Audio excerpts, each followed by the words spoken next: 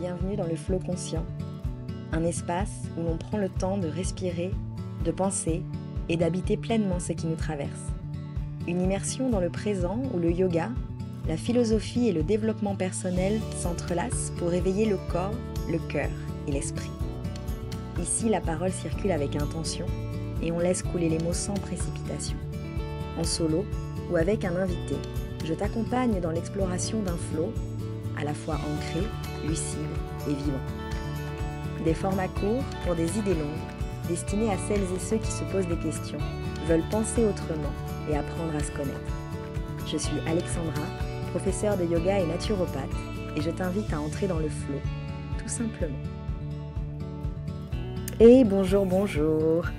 Alors dans cet épisode à nouveau 100% yoga, on va détailler ensemble les différents outils qui composent la pratique du yoga. Si tu ne pratiques pas le yoga, tu penses sûrement que cette discipline consiste à enchaîner des positions plus ou moins bizarres et plus ou moins rapidement sur un tapis en caoutchouc. Ça, c'est beaucoup l'image qu'on a moderne sur les réseaux sociaux. Mais tu as peut-être aussi l'impression que c'est une discipline, une pratique destinée aux personnes hyper calmes, qui rêvent de rester assises en silence pendant des heures, ou peut-être encore que tu nourris cette croyance qu'il s'agit d'une pratique pour les personnes qui ont besoin de se raccrocher à quelque chose quand leur vie devient difficile. Tous ces éléments-là ne sont pas 100% faux, évidemment, il n'y a jamais de fumée sans feu. Mais ce sont surtout des croyances qui sont liées à la méconnaissance. Et moi, honnêtement, je ne me vois pas jeter la pierre parce que je méconnais un sacré paquet de disciplines pour lesquelles je nourris des préjugés. C'est normal, je veux dire, quand on n'a pas traversé l'expérience d'une discipline ou d'une autre, on ne peut que en avoir une image très superficielle, on peut que percevoir ça de l'extérieur et on nourrit tout un tas de croyances et d'idées préconçues. Mais peut-être que tu es pratiquant de yoga et que tu as encore ce genre de pensée concernant la discipline. Peut-être que tu n'as pas encore eu l'envie ou la curiosité de plonger dans les nuances, dans les méandres de cet art de vivre. Alors, moi, je vais te présenter les différents outils du yoga. Et dans cet épisode, je ne vais pas te parler des 8 membres du yoga qu'on nomme traditionnellement, Ashtanga Yoga, les 8 membres. Je ne vais pas te parler de ceux-là, ceux que l'on utilise pour dire ce que c'est que le yoga quand on voit le yoga avec un Y majuscule.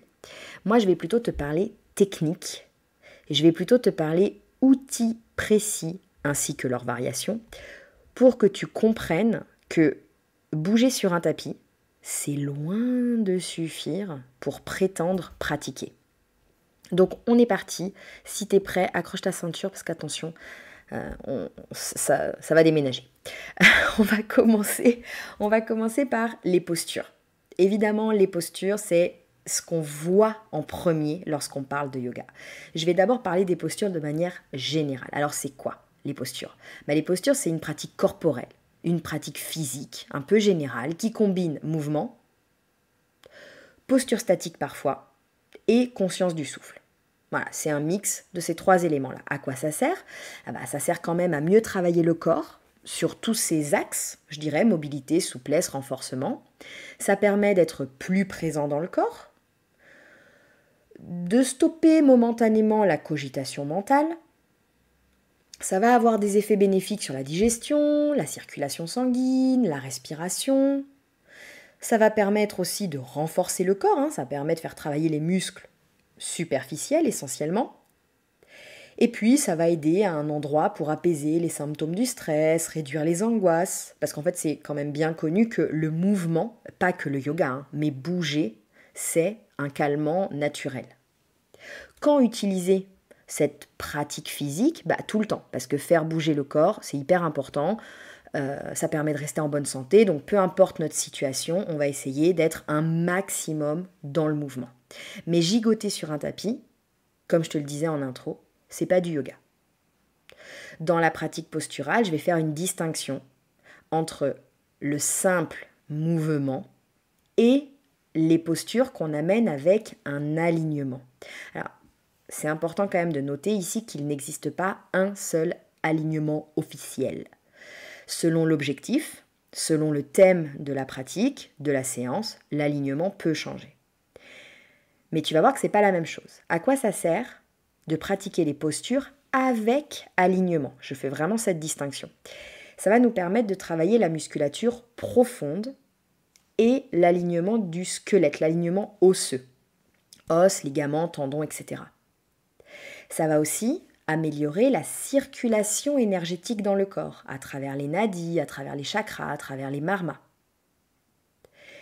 Avec les alignements, je vais aussi gagner, affûter mon niveau de concentration et ma proprioception, la conscience que j'ai de moi-même. Les alignements, ça va aussi permettre de stimuler les différents systèmes du corps, système circulatoire, système digestif par exemple, et puis ça va avoir un effet apaisant sur le système nerveux. Et puis lorsqu'il y a eu blessure, on peut aller vers certaines postures précises avec des alignements précis pour permettre une meilleure régénération du corps. Quand est-ce qu'on utilise les postures avec alignement précis? Le plus régulièrement possible, une fois qu'on a dépassé, je dirais, le stade de l'initiation, le stade du grand débutant en termes de yoga. Parce qu'au départ, ne serait-ce que savoir la droite, la gauche, l'avant, l'arrière, le haut, le bas, déjà, il va falloir un petit temps d'adaptation. Mais une fois que j'ai dépassé ce stade-là, que je commence à me sentir un peu plus à l'aise, peut-être même un peu plus à l'aise avec des termes, les noms des postures exprimées en sanskrit peut-être par ton professeur, une fois que je vais me sentir plus à l'aise là-dedans, je vais commencer à me préoccuper vraiment de l'alignement dans les postures parce que sinon je gigote, sinon je me dandine. Et quand on se dandine, on ne peut pas espérer recevoir les effets bénéfiques de la pratique. Donc quand j'ai dépassé le stade du débutant. Ça peut être intéressant aussi de pratiquer les postures avec alignement lorsqu'on manque d'une forme de conscience corporelle. Si tu n'arrives pas à ressentir sans bouger tes petits orteils, si tu n'arrives pas à ressentir sans bouger le majeur de ta main droite, c'est que peut-être tu manques d'une certaine forme de conscience corporelle et donc ça pourrait être intéressant d'utiliser les alignements dans ce cas-là. Et puis, évidemment, les alignements, ça va être intéressant comme travail préparatoire pour d'autres techniques avancées que je vais te mentionner juste après là. Et puis, suite à une blessure, comme je l'ai dit, suite à une blessure, on va pouvoir utiliser les alignements pour permettre une meilleure régénération des tissus. Mais ça, c'est pas quelque chose qu'on fait tout seul. C'est vraiment, il faut absolument demander conseil à son professeur. C'est pas un truc qu'on invente, c'est pas un truc qu'on testouille dans son coin. C'est vraiment quelque chose qui doit se faire sous la guidance de quelqu'un d'expérimenté. Et donc là, je fais encore une deuxième distinction dans ce que j'appelle peut-être les postures. Là, je vais plutôt parler des techniques avancées. Alors, qu'est-ce que moi, je mets sous le terme technique avancée? Alors là, attention, c'est pas faire le grand écart, aller sur la tête ou faire le pont. Pas du tout, rien à voir. C'est l'intégration des techniques comme le drishti. Le drishti, c'est la position de mes yeux. Où est-ce que je regarde quand je pratique? Tu te rends bien compte que ça, quand tu es en mode apprentissage, survie sur ton tapis, que tu as l'impression que tout va à 1000 à l'heure, le regard, c'est le cadet de tes soucis. Donc je dirais qu'une fois que la pratique posturale et les alignements commencent à être un petit peu plus intégrés dans le corps, on va pouvoir se préoccuper de ça. C'est pour ça que j'appelle ça des techniques avancées. Donc la position du regard, donc le drishti. Il va y avoir les bandhas. Les bandhas, peut-être que tu m'en as déjà entendu parler, tu m'as déjà entendu parler de ça dans les cours, ce sont les verrous énergétiques. L'exemple qu'on donne souvent, c'est Mula Bandha, le verrou du périnée, verrou racine. Il y a les mantras dans les techniques avancées. Il pourrait y avoir aussi l'utilisation des mudras, les postures avec les doigts. Et à quoi ça sert de connaître, de se former sur toutes ces techniques avancées? Ça va nous permettre de travailler la musculature profonde encore plus. Donc là, je dépasse l'intérêt du mouvement avec alignement. Je vais encore plus loin et je viens chercher la musculature profonde et une conscience de cette musculature profonde encore plus subtile. Évidemment, ça va fortement augmenter ma capacité de concentration. Je pense au drishti, je pense à la récitation des mantras, je pense au mudra. Et puis ça va me permettre de mettre un pied dans le travail énergétique. Voilà. Le travail énergétique est un travail qui se fait sur un plan plus subtil, hein. Il faut déjà avoir une connaissance certaine, je dirais, de ce qu'est le yoga pour pouvoir naviguer dans tous ces termes-là et expérimenter un peu plus concrètement, pas que théoriquement, ce qui se passe au niveau énergétique. Ça demande quand même un petit peu de temps et un petit peu de travail. Mais en tout cas, ces techniques avancées-là vont m'amener dans ce travail énergétique-là. Quand est-ce qu'on utilise ces techniques avancées? Bon, une fois qu'on a dépassé largement le stade de débutant, quand on a envie d'approfondir et de comprendre vraiment subtilement les postures, si on souhaite aller voir un peu plus du côté énergétique du yoga, et puis ça peut être utile comme préparation pour les pranayamas et les méditations. Justement, le pranayama, j'y viens. Donc, qu'est-ce que c'est le pranayama? Je dirais que c'est le deuxième outil. Pranayama, je vais faire une distinction entre pranayama et respiration. La respiration, c'est ce que tu fais sans y penser. Et même dans cette respiration-là, que je vais appeler naturelle, il y a déjà des paliers. Parce que ta respiration naturelle, elle peut être respiration automatique, c'est ce que tu fais 80% du temps, 90% du temps, ou elle peut être légèrement conscientisée. Donc là, déjà, on n'est plus tout à fait dans la même respiration, mais une respiration conscientisée qui se modifie un petit peu, déjà, ça va me permettre de prendre conscience de beaucoup de choses.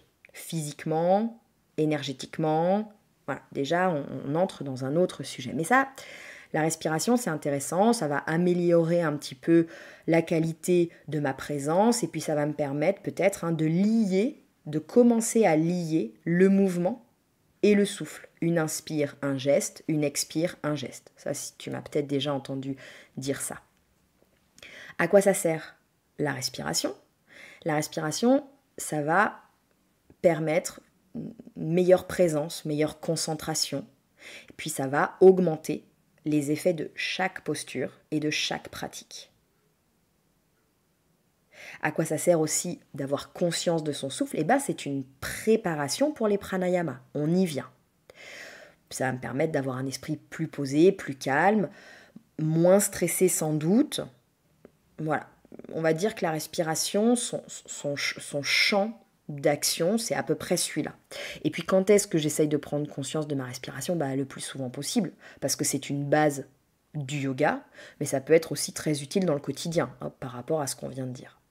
Et donc, je viens au pranayama. Alors là, il y a une grosse différence. Le pranayama, ce n'est pas la respiration. C'est même pas la respiration consciente. Le pranayama, ça démarre en fait avec le chemin de la maîtrise du souffle. Et puis ça va bien au-delà. Ça va travailler profondément mon corps énergétique et mon mental. Dans les Yoga Sutras, si tu n'as jamais lu les Yoga Sutras, évidemment, je t'encourage chaudement à le faire. C'est un peu la Bible, si tu veux, du yoga. Patanjali dit « Les pranayamas diminuent le voile de l'obscurité posé sur notre mental. » C'est une chouette promesse. Je ne sais pas ce que tu en penses, mais c'est une chouette promesse. À quoi ça va servir, le pranayama? C'est pour démarrer ou alors pour avancer. On peut peut-être être déjà dans un travail un peu plus avancé sur le chemin de la découverte énergétique, sur le chemin de l'approfondissement énergétique, du volet énergétique du yoga. Ça va aussi amener une forme d'apaisement intérieur, d'harmonie intérieure, d'équilibre. Ça va me permettre de développer une forme de résilience, de force interne, assez profonde, assez subtile. Ça peut aussi, à un endroit, être une nécessité pour le travail de méditation dont je vais parler. Le pranayama, ça peut être aussi une étape préparatoire à la méditation ou conjointe au travail de méditation.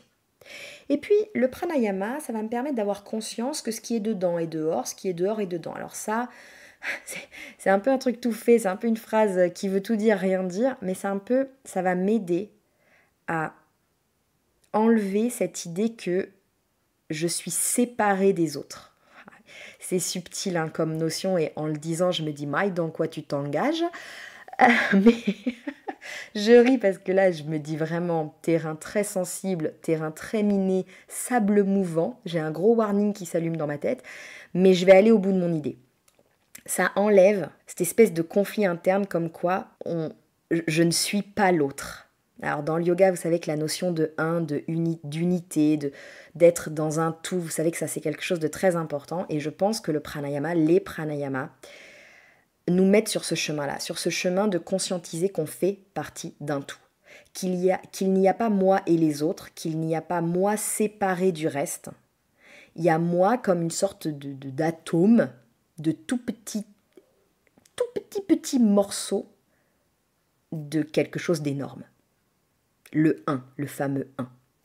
Je ne vais pas aller plus loin, je m'arrête là, mais voilà, dans le pranayama, il y a ça. Il y a peut-être la possibilité de toucher du doigt ça.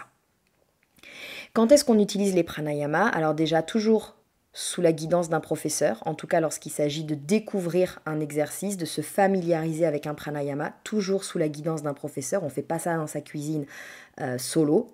Et je dirais quand on commence à bien respirer, à être à l'aise avec sa respiration, à être à l'aise avec la conscientisation de son souffle, parce que là j'ai listé qu'un tout petit pourcentage des bienfaits des pranayamas, mais si on l'utilise comme pratique quotidienne, ça va vraiment transformer le rapport que j'ai à mon propre corps et à mon fonctionnement mental. Donc vraiment les pranayamas, quand on commence à être à l'aise, bien guidé, correctement informé avec les bonnes consignes données par un professeur, donc c'est vraiment important de se faire guider là-dessus. Le pranayama, c'est quelque chose qu'on peut utiliser vraiment très très souvent, je dirais quotidiennement.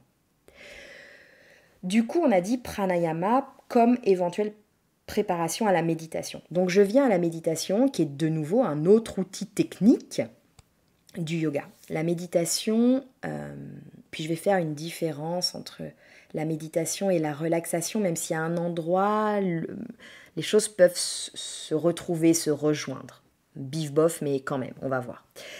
Donc dans ce grand terme de méditation, il y a différents types de méditation. Il y a les méditations guidées. Alors ça, c'est celles avec lesquelles on commence tous. Yoga Nidra, méditation de pleine conscience guidée, scan corporel, rotation de conscience dans le corps, méditation guidée sur le souffle. Ça, ce sont souvent des techniques un peu de préparation pour les méditations traditionnelles qui vont être des méditations en silence, alors qui s'apparentent à de la méditation de pleine conscience, mais qui vont être des méditations pratiquées en autonomie. En tout cas. À quoi ça va servir, cette méditation? Alors moi, je dirais, la première chose, c'est que la méditation, ça va reposer le mental. Alors, ça ne va pas être une partie de plaisir à chaque fois, parce que parfois, on a des pensées qui tournent et qui tournent et qui tournent et qui tournent en boucle, et pendant la méditation, ça risque d'être une torture, mais je dirais qu'avec l'entraînement, il faut un certain temps, ça va permettre de trouver une sorte de pause, de bouton pause pour le mental. Ça va me permettre aussi de commencer à connecter avec l'idée de lâcher prise. Qu'est-ce qui dépend de moi et qu'est-ce qui ne dépend pas de moi? Donc à ce titre-là, ça pourrait presque avoir une utilité thérapeutique. Attention, gros R guillemets, ça pourrait presque avoir une utilité thérapeutique. Pour les gens qui sont stressés, pour les gens qui sont angoissés, qui souffrent de certaines phobies, qui souffrent d'un mal-être mental, la méditation peut être une bonne idée. Mais pas systématiquement. Pas systématiquement, parce que les gens très anxieux, très stressés, au départ, vont passer par des méditations, ça va être l'enfer, ça va être la traversée des douves avec requins, crocodiles, zombies qui sortent de l'eau, ça va être une catastrophe au départ. Il faut tenir bon, et ça c'est difficile, c'est une question d'entraînement, de discipline, d'endurance, il faut tenir bon, mais à terme, on peut trouver ça, on peut trouver l'apaisement. Et donc là, je fais donc cette petite distinction avec la méditation entre guillemets traditionnelle, puisque la méditation dans ce sens-là, c'est un état méditatif. C'est un état méditatif qui se produit suite à une concentration un peu intense. Il n'y a pas la notion d'effort, mais c'est une concentration un peu intense qui va nous permettre d'appréhender l'objet de la méditation. Alors, si vous l'avez jamais expérimenté, je vous parle chinois, hein, bien sûr. Si vous avez jamais expérimenté ça, je suis en train de vous parler, mais alors totalement javanais, quoi. Mais on va dire qu'il y a la méditation guidée, celle qui est accompagnée et qui va me mettre dans un état de relaxation, voire peut-être une espèce de truc un peu à mi-chemin entre la veille et le sommeil. Et ensuite, il y a l'état méditatif, qui lui n'est pas du tout un état de sommeil, qui n'est pas du tout un état endormi, et qui va se produire parce que je suis extrêmement concentré, intensément concentré, hyper présent. Je ne sais pas si tu la sens la différence, mais il y a une distinction. À quoi ça sert cette méditation, on va dire, plus autonome, cet état méditatif? Alors évidemment, c'est un step de plus dans ta progression du yoga. Tu vois bien qu'on n'en est plus au moment où youpla boum, on fait des salutations au soleil sur le tapis sans savoir à quoi ça correspond. Hein. D'accord ? On est passé dans une autre dimension là. Donc ça va aussi développer la compréhension que j'ai de moi-même. Et puis ça va commencer à me mettre en lien, en contact avec des concepts philosophiques qui appartiennent au yoga. Là, ça commence à être intéressant. Alors, quand utiliser l'état méditatif? Alors, c'est très difficile, hein, c'est très difficile. Évidemment, j'ai envie de te dire tous les jours, mais enfin, je ne suis pas complètement déconnectée de nos réalités, parce que ça reste très difficile. C'est un entraînement, il faut le voir comme un entraînement, et petit à petit, on tend vers. C'est vraiment comme ça qu'il faut le voir. On tend vers la concentration, on tend vers l'apaisement des sens, on tend vers voilà, quelque chose qui va me mettre au contact de notions beaucoup plus subtiles, un état qui va me mettre en lien avec des choses beaucoup plus subtiles. Vraiment, ça va me permettre de lever le voile sur tout un tas de croyances, d'habitudes, d'idées préconçues, de fausses pistes, de fausses routes que je suis en train de suivre tout le temps dans ma vie de tous les jours. On est toujours dans les outils techniques, hein, donc ce sont des choses qu'on voudrait, que tu devrais, qu'on aimerait pouvoir utiliser. J'ai conscience que cette dernière partie-là, l'état méditatif, c'est un peu plus compliqué, surtout si tu te trouves, si tu portes encore un peu la casquette de débutant.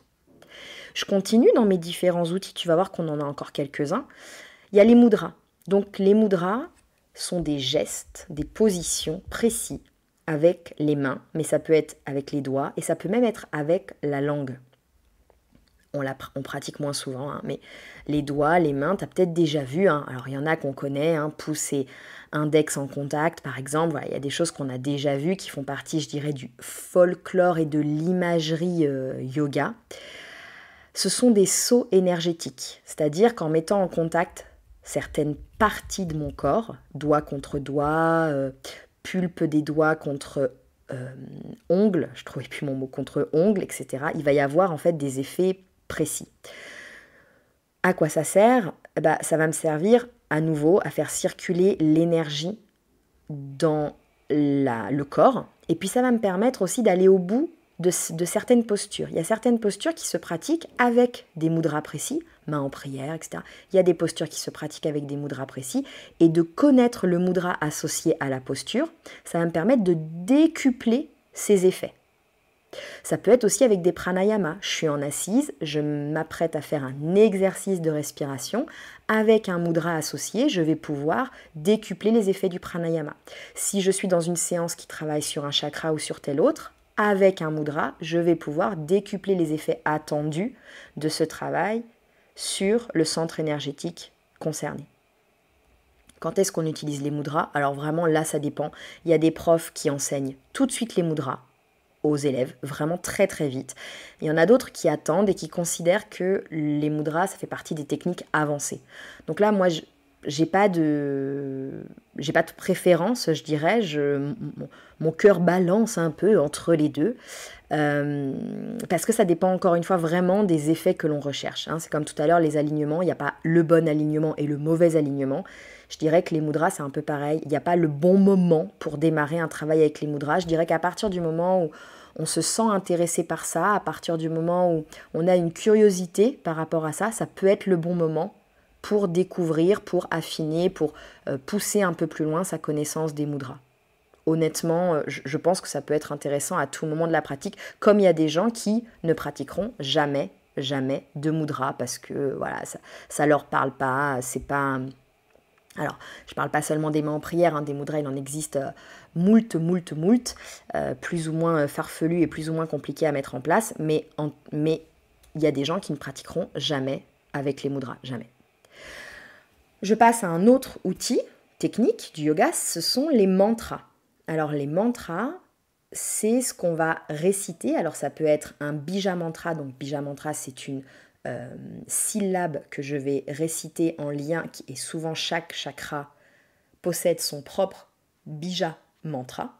Mais un mantra, ça peut aussi être plusieurs mots enchaînés, une phrase, une sorte de prière. Chanter un mantra, ça devient un kirtan. Et en fait, ce qui nous intéresse, c'est la vibration.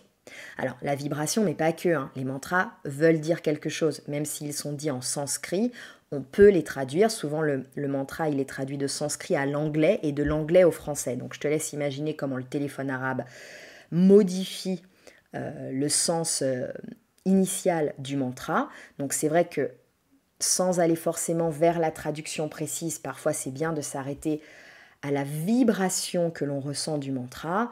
Bon, moi, je fais partie de ces gens qui ont besoin de comprendre ce qu'ils disent pour que ça ait du sens. Moi, juste la vibration, ça ne me parle pas assez. Donc moi, je vais tout le temps, en fait, je ne sais pas pourquoi je te dis souvent, c'est systématiquement, je vais chercher la traduction française du mantra.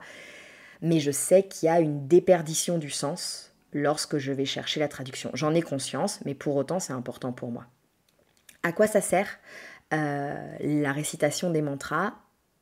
Eh bien, ça va permettre une meilleure concentration, un esprit plus clair. Et puis pareil, ça va commencer à amener des changements énergétiques.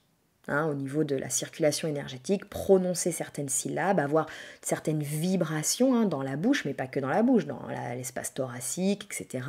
Ça va modifier la circulation énergétique. Quand est-ce qu'on utilise les mantras ? C'est un peu comme les mudras, je dirais. Si tu sens que ça t'intéresse, si tu sens que ça te parle, pourquoi pas tout de suite. Tu peux l'intégrer tout de suite. Ça permettra déjà de faire sortir ta pratique posturale de la simple gymnastique, stretching, étirement, renforcement musculaire qu'on peut avoir l'impression de faire parfois quand ça manque un petit peu de contenu, un petit peu de sens, un petit peu de corps. Donc tu peux intégrer tout de suite les mantras, renseigne-toi, demande à ton professeur, fais-toi aider, c'est comme les mudras, j'ai pas dit ça. Mais quand un professeur vous montre un mudra, attention, je fais une parenthèse un peu colère. Quand un professeur vous montre un mudra, ne faites pas le mudra comme ça, un peu bêtement. Tu vois, bêtement, pardon, le mot est un peu fort, mais ce que je veux dire, c'est n'hésitez pas à poser la question. Parce que autant on peut vous proposer des alignements, on peut proposer un alignement, genoux, cheville, etc. Enfin, peu importe, épaule droite au-dessus de l'épaule gauche, épaule au-dessus des poignets. Enfin, il y a des choses comme ça qu'on va proposer, tête dans le prolongement du corps, regard sur le bout du nez. Il y a des choses comme ça qu'on va proposer et vous allez les questionner. Et puis parfois, on te montre un truc avec les mains et tu le fais. Et pas une seconde, tu te demandes « Mais pourquoi on m'a proposé de faire ça en fait ?» Et ensuite, tu vas dans d'autres cours et tu fais ce même mudra à tout bout de champ, sur toutes les postures. Du coup, ça prouve bien que tu ne sais pas ce que ça veut dire. Donc, que ce soit pour les mudras, que ce soit pour les mantras, demande à ton professeur. Demande à ton professeur ce que ça veut dire, à quoi ça sert, quand est-ce que tu peux les utiliser. Demande-lui, il est là pour ça, il est là pour t'enseigner une discipline, d'accord ? Et peut-être qu'il ne saura pas te répondre, parce qu'on ne sait pas tout, d'accord ? On ne sait pas tout, mais on va chercher. On va chercher et on va apporter des réponses, ok ? Vachement important, vraiment vachement important. Et puis, je dirais que alors, ce n'est pas le dernier outil dont j'ai envie de te parler, mais c'est un outil important, c'est la philosophie. La philosophie qui porte la discipline, globalement, la discipline du yoga. C'est quoi le sens du yoga ? Pourquoi le yoga existe ?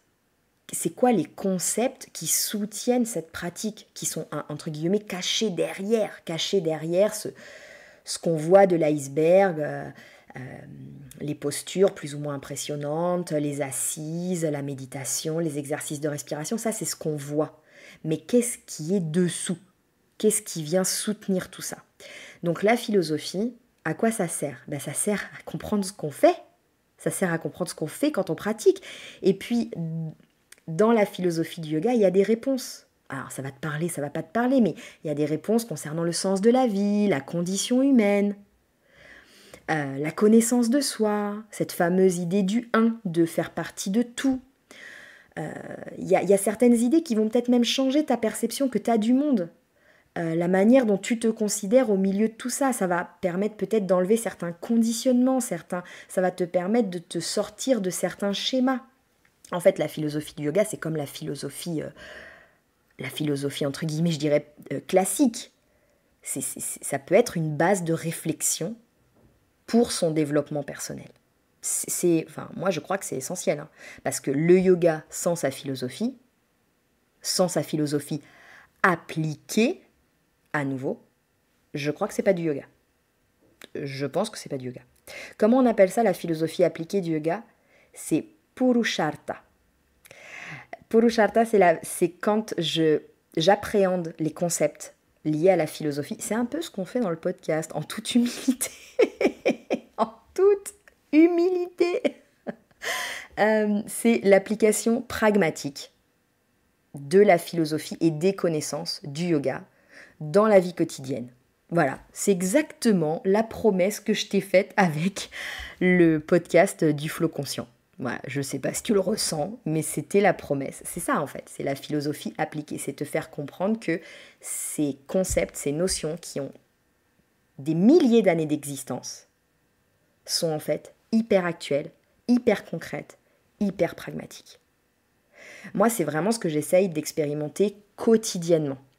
J'essaye d'intégrer vraiment ces concepts-là pour vivre ma vie un peu plus, pleinement, un peu plus joyeusement, être un peu plus en présence. Alors, ça marche pas tous les jours, mais j'ai beaucoup lu, j'essaye vraiment de mettre en application tous ces concepts-là. Et c'est vraiment ce que je te propose avec le Flow Conscient.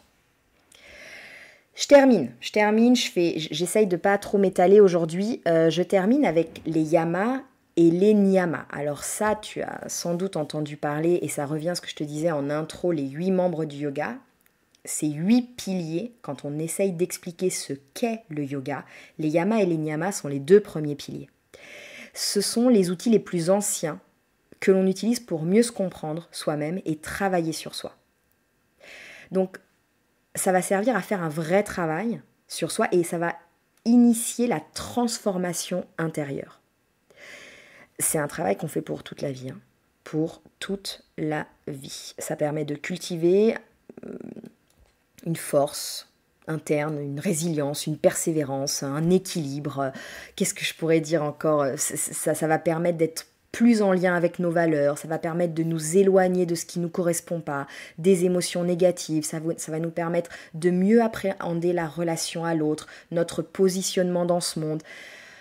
C'est un chemin, c'est vraiment un chemin très très long, c'est quelque chose qui se questionne quotidiennement, mais les yamas et les niyamas, les règles de vie pour soi, les règles de vie qu'on s'applique avec les autres, ce sont vraiment des piliers hyper importants.